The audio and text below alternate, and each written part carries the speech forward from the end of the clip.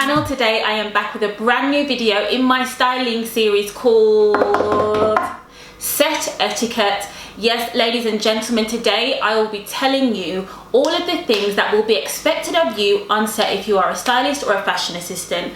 If you are new into this, I get that it may be a bit nerve-wracking to know what's expected of you. Obviously you won't have had all the experience. Get a notepad and pen, write these down, and let's get into the video. So my first tip is make sure that you are dressed appropriately for the job that you are doing. I know a lot of the time sometimes when you're a new fashion assistant, you can feel like you need to go over the top or dress to impress, but you also need to realize that this is actually a job. It's not a fashion show. You're not trying to impress anyone on the gram. You don't need to come dressed to the nines. Do not come to work in your heels. Do not come with clutch bags. Whatever you come dressed in, you need to be able to make sure that you can work in it, because doing styling can get very hectic, especially if it's a shoot day or you're backstage at a TV show, and if you come dressed to the nines in heels, you can't do your job properly. Remember that you're going to be bending down a lot. You might be doing alterations, you might be doing loads of ironing. So my usual go-to kind of outfit for a styling job is a baggy pair of jeans that I can move about in, a little belt. I might put a little t-shirt underneath or a little top, because I do get hot when I'm ironing clothes and I'm steaming, and then I might put a hoodie over the top, and I bring a coat just in case you're on location and you're outside, you don't want to be freezing. And then I always wear a pair of Vans just because they're comfortable and they feel like socks, and I can wear them all day and my feet won't hurt. If I need to go onto the set when they've got their cameras out but it's quite a big event, I make sure that I wear all black so that I look smart, and I wear a Chelsea boot. By nature, I'm quite a sexy person. I like to wear sexy dresses, but there is a time and place for everything, and at work it is not the time for that. So I personally avoid low necklines. I make sure that I'm dressed comfortably so that I can be bending down, standing up, because I'm doing a lot of running around on set. And if you are a fashion assistant, you should do the same. Always pay attention to where your styling job is taking place. Is it inside? Is it on location? And at the end of the day, you might be dressed nicely, but if you can't do the job, nobody's going to care that you are dressed to the nines. You need to be able to do your job properly without being concerned about how your outfit looks. I actually heard a horror story about an assistant who turned up to a job wearing batty riders, and when I heard this, I was absolutely mortified. I'm not saying that you can't go dressed as who you are or you need to change yourself, but you need to dress appropriately for the environment that you are in. And number two is pay attention to what is happening around you. If you are backstage and you are quite close to where filming is taking place, make sure that you are as quiet as possible, or if you are talking, keep it very quiet and listen to what is being said, because if the director suddenly shouts quiet on set and you miss it because you're talking and he says action and then you're talking in the middle of filming, it can get very problematic, and you don't want to be the person that is going to be holding up production doing what they need to do, because at the end of the day, time is money. If you are on set as a fashion assistant, make sure that you are visible to the stylist so that they know where you are. So if they need you, or you can see that they need help on their end, you can quickly run over and do what you need to do, or make sure that you are within earshot. If you need to leave set, you need to notify someone, because the worst thing that you don't want to happen as a fashion assistant is the stylist needs your help and you are nowhere to be found. So always tell somebody when you are leaving set to do something. Even if you are going to the toilet, it's very, very important, because suddenly the director might yell cut, or there might need to be a styling check that needs to be done. And if you're not there to be on hand to help, that means that you're not using your initiative enough. So another tip I would give is don't be lounging around and sitting about on set. If the stylist is not sitting down, you should not be sitting down unless they have said take a break or sit down for a minute, or you can just chill and hold fire for a while.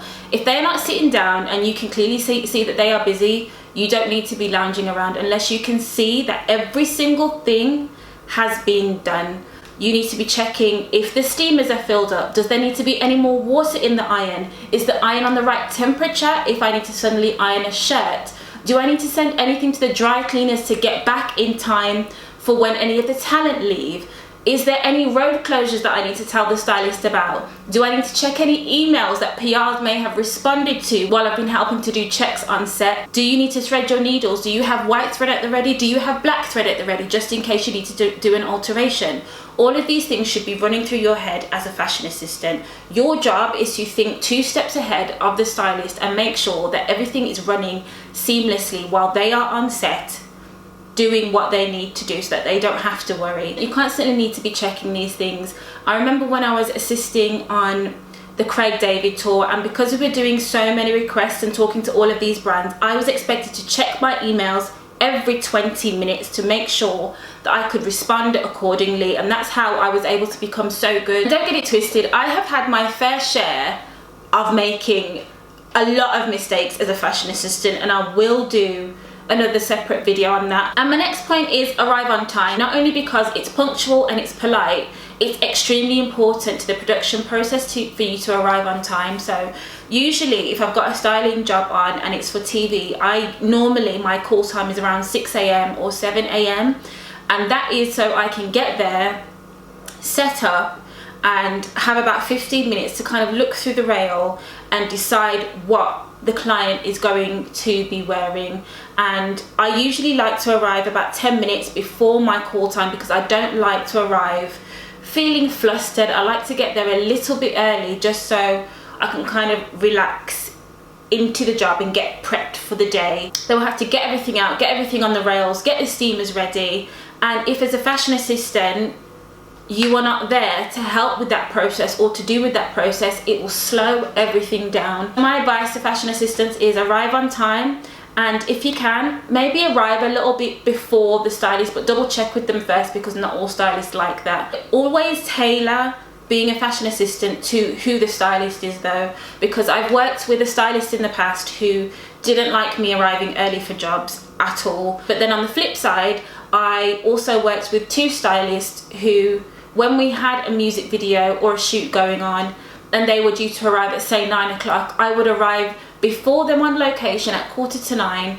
I would find out which room the stylist would need to set up in. I would find out if there was a rail that I could use. I would find out if there were steamers and ironing boards, and I would have 15 minutes to set all of that up so that when the stylist walked in, we could just get on with the job and everything would run seamlessly instead of us having to run around and try and find out how to sort all of these things out. And my next tip is make sure you have a styling kit. If you are a fashion assistant and you are first starting out, nobody expects your styling kit to be extensive, but once you get into doing fashion styling and you've assisted on a few shoots, make sure you at least have a kit that you can put over your shoulder so you can be hands-free if you need to do any checks. Make sure you have a lint roller, you have a little handheld steamer, you have pins, you have safety pins, and you have a tape measure. Those things you absolutely need to have in your styling kit if you have nothing else. I actually did a video on what you need in your styling kit as a fashion assistant. I made that 2 years ago, and my styling kit is a lot bigger now, so I will do a separate video. But if you are a fashion assistant, I will put that link to that video below so you can watch that. And the next tip is, please remember that if you are on set and there are celebrities or there are talent that you need to dress, please remember that they are not your best friends. Of course, be polite, introduce yourself. I understand that it's exciting to meet celebrities, but at the end of the day, please remember that you are at work, and the celebrities don't need to be hearing your life story. They don't need to be hearing about all of your personal issues. You are at work, and at work you are representing the stylist and you are representing yourself. And I would hate for anyone to put themselves in a position where they're not invited back to do more work because they didn't know how to control themselves. They didn't know how to not ask for photos because they want to put it all over the gram. Please do not do that. The best thing you can do as a fashion assistant is do your job and do it well. And I promise you, people will respect you so much more for that. Or if the stylist has signed off on you getting a photo, let that be at the end of the day. Do not do that while you are on set. Do not do that while you are setting up. do not do that while you are getting the talent ready, because most of the time when you are getting them ready, it is very early in the morning. The talent already probably have a lot on their mind, and they don't need to be bombarded with all of this information from you so early in the morning, unless it's to do with the outfit. Unless you've spoken to the stylist first, I would leave communication with the talent, with the stylist, and you just focus on doing fashion assisting. You know, be respectful of the talent space. You don't need to be in their face at lunchtimes. The stylist will need to speak to them. So my advice is, maybe when a celebrity does walk in the room and needs to speak to the stylist, as a fashion assistant, you clear the room straight away. You leave the room and you go and do something. You give them some privacy, or you just continue doing your fashion assisting, but you shouldn't be in the talent's face, because that's not your job. That's not what you're there to do. You know, I've heard horror stories about fashion assistants calling people babe and love, on like all of that. No, call people by their name on set. You're not talking to your friends. You need to remember that these are professionals in your industry that you are trying to make a good impression on, that you're speaking to. And it's not to say that things don't get more relaxed as time goes on. If you've spent time on a set with someone for a whole production series, then of course you will start developing that natural rapport. But again, you still have to remember that you are there to do a job. And the next tip is, do not have your phone out Snapchatting and doing Instagram filming. This is not a vlog opportunity. This is not, you know, your opportunity to be like, hey guys, Instagram story, I'm on set with such and such. No, don't be doing that. Not while filming is taking place. If you do take a selfie, or if you do take a picture and you put it up on Instagram, or you share it on Facebook or Twitter, you might accidentally leak information about the show and compromise the whole thing. It might not even be aired yet. A lot of productions are very strict on no photos being taken and no filming being done, because if you end up compromising certain things on social media just so you can stunt for the gram, people are not going to trust you to call you back to do other styling jobs with them. Another tip is, do not talk about the client on set when they are around, or even when they are not around. If you are on set, do not talk about the client with your friend or whoever else is on set, unless it's you and the stylist somewhere else that's private. The reason I say this is because you don't know who's around, you don't know who's listening, and even if you're saying something that's not necessarily inappropriate, it might just not be the best time, especially if someone overhears you